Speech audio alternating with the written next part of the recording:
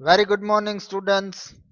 सो हम नेक्स्ट हमारा video continue करते हैं ऑफ इंटरनेट एंड नेटवर्किंग। जो लास्ट टॉपिक था हमारा that was about digital cash.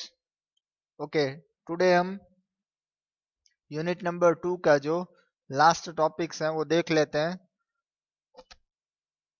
Important properties of digital cash system. ठीक है, आप डिजिटल कैश सिस्टम का यूज करते हो, उसका इंपॉर्टेंस क्या है, क्या इंपॉर्टेंस रहता है, जो आपको दिख रहा है स्क्रीन पे। जो इंपॉर्टेंट प्रॉपर्टीज हैं of digital cash. First one is security. जो सबसे पहली चीज आती है वो है सिक्योरिटी। बट ऑब्वियस है, आप कुछ भी कोई भी ट्रांजैक्शन करो, चाहे डिजिटल करो या डायरेक्ट, आप सिक्योरिटी को ज्यादा इंपॉर्टेंस दोगे। ठीक है, आपका ट्रांजैक्शन सिक्योर है या नहीं। Okay, security. The most important feature of digital cash system is that it should ensure a high level of security through sophisticated authentication techniques, which means it should not be copied or reused by the payer, the payee or anyone else. ठीक है, security सबसे important concept है। जब आप digital cash की तरफ जाते हो तो आपको हाई लेवल की सिक्योरिटी चाहिए। ठीक है, एक प्रॉपर वे होनी चाहिए, एक प्रॉपर टेक्निक होनी चाहिए ऑथेंटिकेशन की, आपकी आइडेंटिटी की। ऐसा नहीं है कि आपका ट्रांजैक्शन कोई और आपकी परमिशन के बगैर कर पाए। ठीक है, तो उसके लिए एक प्रॉपर वे होना चाहिए कि आपको अगर कोई ट्रांजैक्शन करना है तो विदाउट आपके परमिशन के वो कोई और ना कर पाए। ठीक है, चाहे आपका जो डेटा हो, चाहे यूजर नेम पासवर्ड हो, वो कोई भी और, वो चाहे पेयर हो, पेई हो, एनीवन, कोई भी कॉपी ना कर पाए, रीयूज ना कर पाए। ठीक है, तो इस एक चीज का ख्याल रखना पड़ता है हमें डिजिटल कैश में। जब हम डिजिटल कैश सिस्टम का यूज करें तो एक इम्पोर्टेंट फीचर है ऑफ सिक्योरिटी। आपको प्रॉपर सिक्योरिटी होनी चाहिए आपकी, तो ही आप डिजिटल कैश सिस्टम की तरफ जाओगे। Second point is anonymity. Okay, it should be able to maintain the anonymity of the person। ठीक है, anonymity of a person को आपको मेंटेन करनी पड़ेगी। that is the transaction carried out should not be traceable। आपने जो transaction किया है, एनोनिमिटी का मीनिंग क्या होगा, जो भी पर्टिकुलर ट्रांजेक्शन हमें करते हैं या जो हमने किया है वो कोई और जान ना पाए। जैसे कि आप किसी को पेमेंट करते हो या कहीं से आपको पेमेंट आता है तो वो सिर्फ आपको पता लगना चाहिए, कोई और उसको आपकी परमिशन के बगैर पता ना लगा पाए। उस चीज का भी ख्याल रखना होता है। ठीक है, वो एक चीज भी होती है उसमें कि आपके सिवाय किसी और को पता नहीं लगता कि आपने कितना पेमेंट किया है या आपको कितना पेमेंट आया है। Okay, next point is portability. Portability portability का जो पॉइंट है उसको देखते हैं हम। The use of such a system should be independent of the location। ठीक है, इंडिपेंडेंट डिजिटल आपका यूज करो, दैट मीन्स आप पोर्टेबल हो जाते हो। पोर्टेबल इन द सेंस कि आपको लोकेशन की कोई जरूरत नहीं होती है कि एक पर्टिकुलर जगह पे जाके ही आप पेमेंट कर पाओ या पेमेंट ले पाओ। डिजिटल है मीन्स आप कहीं से भी कैसे भी पेमेंट कर सकते हो और पेमेंट रिसीव भी कर सकते हो। तो वो क्या हुआ, एक पोर्टेबिलिटी हो गई, पोर्टेबल हो गया। आपको कहीं एक जगह जाने की जरूरत नहीं है या कोई एक चीज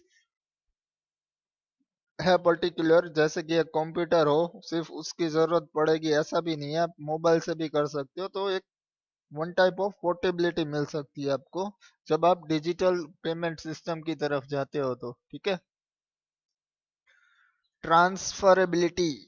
transferability, okay, the user can spend the money received in payment without having to contact a bank for authentication। मान लो आपके पास पेमेंट आया है, आपके पास कैश है, डिजिटल कैश है आपके पास, तो वो आप अपनी जो कैश है वो किसी को भी ट्रांसफर कर सकते हो या कहीं और आपकी जो पेमेंट है वो भी कर सकते हो। उसके लिए आपको बैंक की ऑथेंटिकेशन की मीन्स परमिशन की जरूरत नहीं पड़ेगी। आप अपने हिसाब से अपने पैसे किसी को भी ट्रांसफर कर सकते हो विदाउट एनी वंस परमिशन। उसके लिए आपको किसी दूसरे की परमिशन लेने की जरूरत नहीं है। यही चीज अगर बैंक में हो, आपके अकाउंट में पैसे पड़े हो और आपको अगर किसी और को देने हैं तो आपको क्या करना पड़ेगा, आप बैंक में जाओगे, वहां से विड्रॉ करोगे, फिर दूसरे को दोगे, तो बीच में आपको बैंक की जरूरत पड़ी। ये चीज डिजिटल कैश में नहीं होगा। आपके पास जो डिजिटल कैश है मीन्स कैश जो पड़ी है, आप विदाउट एनी वंस परमिशन आप इजीली किसी को भी ट्रांसफर कर सकते हो। उसके लिए आपको किसी और की जरूरत नहीं पड़ती।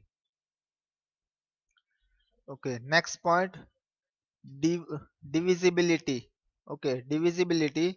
This allows the digital cash to be subdivided into smaller denominations and the customer can choose to spend only a part of it. मान लो आपके पास एक बड़ी बैलेंस पड़ी है, तो आप उस बैलेंस को, ऐसा नहीं है कि वो बैलेंस आपको एक साथ ही किसी को लेनी है या दे सकते हो। आप उस बैलेंस को अलग अलग पार्ट्स में डिवाइड कर सकते हो, स्मॉल पार्ट्स में, और छोटे छोटे अलग अलग पेमेंट्स आप अपने हिसाब से कर सकते हो। ओके, लास्ट उसमें पॉइंट है यूजर फ्रेंडली। बट ऑब्वियस है, डिजिटल कैश पेमेंट सिस्टम जो है वो यूजर फ्रेंडली है, क्योंकि उसमें आपको बहुत सारी फैसिलिटीज मिल रही है, आपको कंफर्टेबल रहता है आपके लिए, तो वो इजीली यूजर फ्रेंडली हो गया। ठीक है, both the payer and the pay should be able to use it with ease, which would make it widely acceptable. Both payer and pay, ठीक है, जो पे करता है वो और जो रिसीव करता है, दोनों के लिए इजी रहता है अगर वो डिजिटल कैश में जाते हो। डिजिटली आप पेमेंट कर रहे हो या डिजिटली आपका पेमेंट आ रहा है, तो आपके लिए बहुत इजी हो जाता है उस मनी को आप जैसे चाहे ऐसे यूज कर सकते हो। जैसे चाहे आप किसी को भी ट्रांसफर भी कर सकते हो, तो वो एक यूजर फ्रेंडली हो गया। तो ये कुछ पॉइंट्स थे of digital cash system.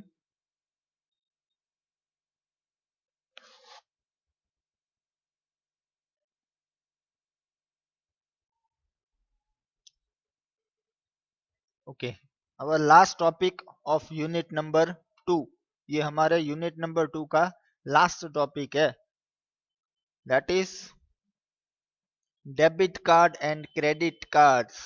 Okay, आप सभी इस चीज से फैमिलियर होंगे क्योंकि आप सब अपने credit cards and debit cards use करते होंगे नाउअडेज। ठीक है, debit card, a debit cards let you pay for things with money from your bank account without needing cash। ठीक है, डेबिट कार्ड क्या है, आपकी डेबिट चलती है, आपके अकाउंट में, बैंक अकाउंट में मनी नहीं है, फिर भी आप अपना डेबिट कार्ड का यूज करके आप पेमेंट कर सकते हो, राइट। अगर आपके अकाउंट में पैसे नहीं भी हैं, फिर भी अगर आपके पास डेबिट कार्ड है तो आप उसका पेमेंट कर सकते हो using debit card. To use it you will need your PIN number. उसका यूज करने के लिए हमें क्या चाहिए, उसका पिन नंबर चाहिए होता है। ठीक है, आपके पास अगर आपका डेबिट कार्ड है तो उसका एक पिन नंबर भी होगा आपके पास। Normally the same pin to use the card in cash machine. वही कार्ड आप कैश मशीन में मीन्स एटीएम मशीन में भी यूज कर सकते हो उसी पिन के साथ। which you can enter into a card terminal in shops or into a website when buying things online। ठीक है, उसी कार्ड का यूज आप शॉप पे जाओ तो वहां पे आप स्क्रैच भी करवा सकते हो अपना डेबिट कार्ड, या अगर आप किसी वेबसाइट से ऑनलाइन शॉपिंग कर रहे हो तो वहां पे भी आप अपनी डिटेल एंटर करके आप अपनी शॉपिंग कर सकते हो। The money is normally deducted from your bank balance into 1 to 2 days। ठीक है, 1-2 दिन में आपके बैंक अकाउंट से फिर आपकी मनी डिडक्ट माइनस हो जाएगी। ठीक है, टिल देन आपको आपकी बैलेंस मेंटेन कर लेनी है ताकि आप डेबिट कार्ड का प्रॉपरली यूज कर पाओ। Okay, now is credit card.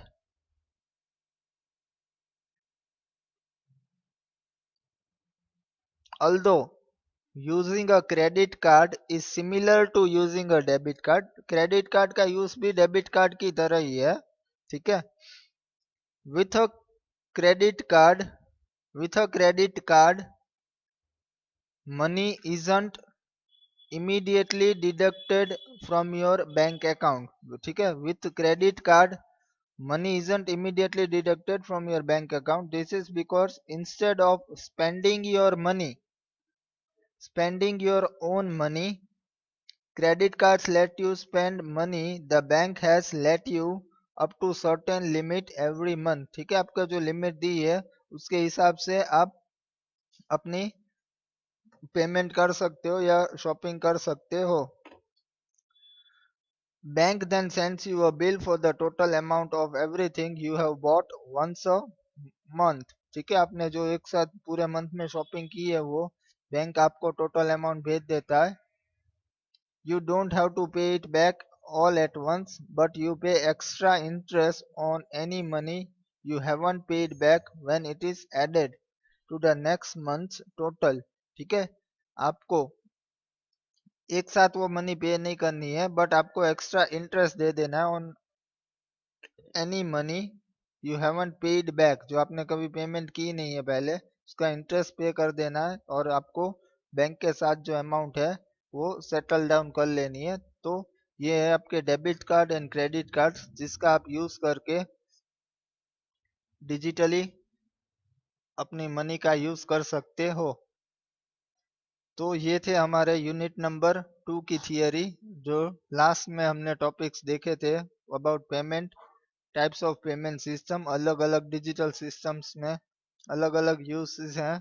आप डिजिटली किसी भी तरीके से जा सकते हो, वो चाहे डेबिट कार्ड हो, क्रेडिट कार्ड हो, इंटरनेट बैंकिंग हो, बहुत सारी अलग अलग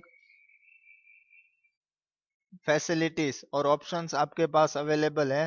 आपको कौन सा ऑप्शन चूज करना है वो एज पर आप अपनी चॉइस सिलेक्ट कर सकते हो।